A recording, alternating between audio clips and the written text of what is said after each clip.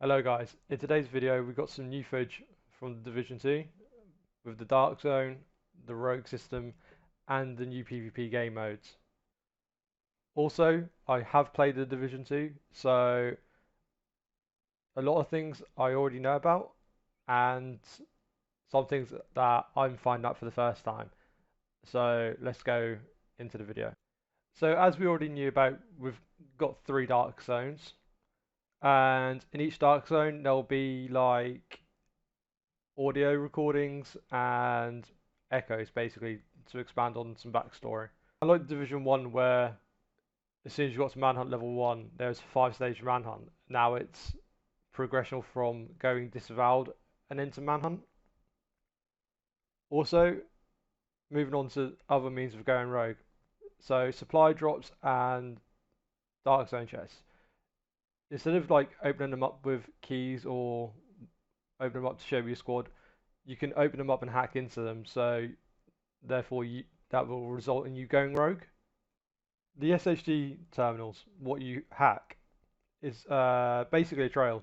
So at the end of it, you lose your manhunt status. By the end of following a trail, what they've now decided to do is there's like a rogue safe house with a vendor, and at the end of it, it'll clear the status. When I played the game, you followed the trail, and then at the end of it, you just got a loot drop. So I think they've changed the way the SHD hacks have done. But I think it's quite cool, to be fair. Also, in several of the Dark Zones, there will be normalisation. So unlike Division 1, where some players would be in the Dark Zone and you completely mid-maxed, and there's that bit of an unfair disadvantage between some players, it's good to see that everyone is on an equal footing with your loadouts being maxed out, which is pretty good. And also, the biggest return in several Dark Zones, friendly fire is back, which, I'm not being funny, is amazing. Because Rogue 2.0, you were the biggest pain in the fucking arse. So let's talk about clean loot and extractions. First of all, the clean loot. Say when you've cleared out a landmark, when you go to inspect the loot to pick up, if some of it is clean, therefore you can use it straight away. You don't need to extract it because it's not contaminated.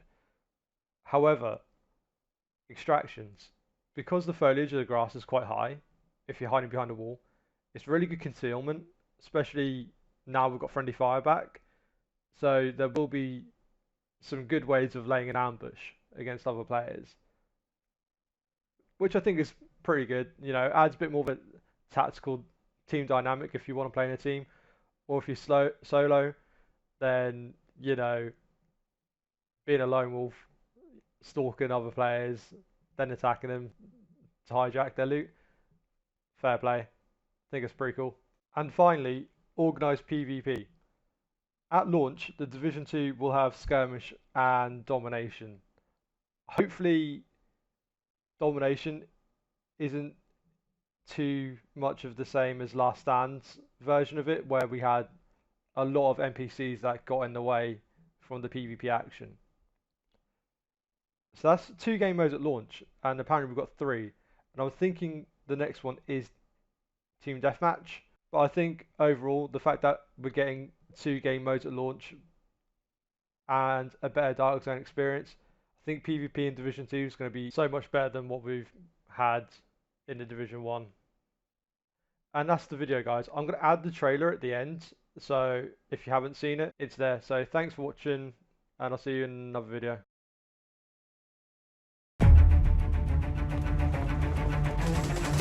Welcome to the Division 2 Agent Briefing, Dark Zones and Conflict. 7 months after the virus outbreak, Washington, D.C. is on the brink of collapse, threatening the fate of the entire country. You, agents of the Division, are the last line of defense.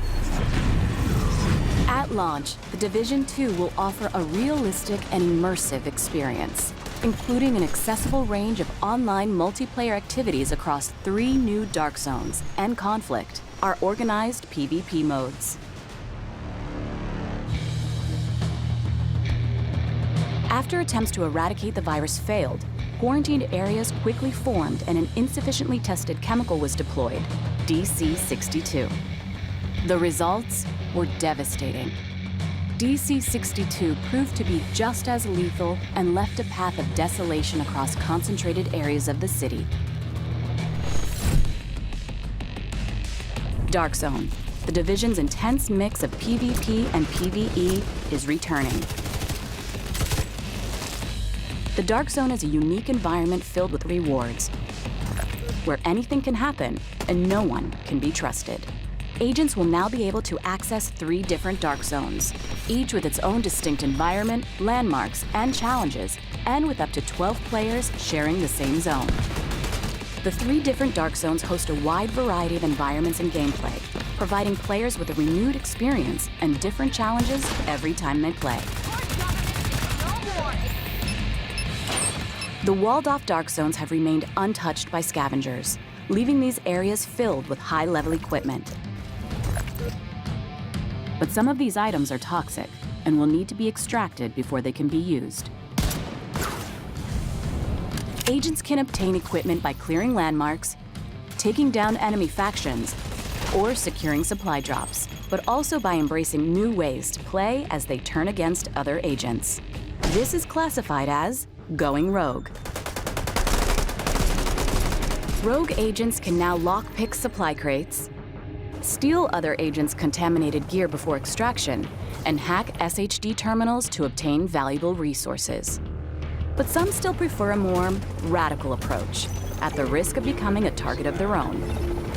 There are now 3 different rogue statuses that present players with a variety of ways to combat other agents in the dark zones, whenever they choose. Dark zones are an experience where players need to balance risk with reward. They are normalized environments where all players have the chance to succeed. Automated turrets guard the entry points and protect newcomers from predatory rogue agents and enemies. This gives players the freedom to engage in their very own playstyle without being overpowered by veteran agents. While dark zones remain an accessible challenge, occupied dark zones, our most brutal version of the dark zone, will also be available at launch. With no rules to keep anyone safe and higher rewards, this will be a true contest for survival of the fittest. Conflict, our organized PvP experience for the Division 2, will also be available at launch. Conflict modes pitch a team of 4 SHD agents against a team of 4 rogue agents across domination and skirmish game modes in 3 new maps located outside of the main story. These modes feature their own progression system, granting rewards that players can bring back in the main open world of the Division 2. In domination, teams battle for control of 3 capture zones.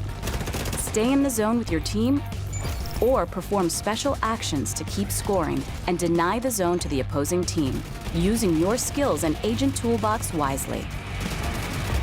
In skirmish, each team aims at reducing the opposing team reinforcement to 0.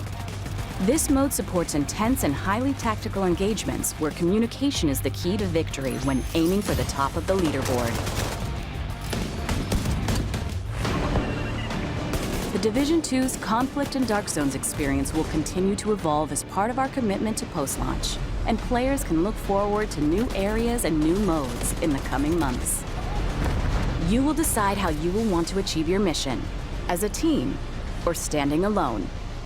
Agents, welcome to the Division 2.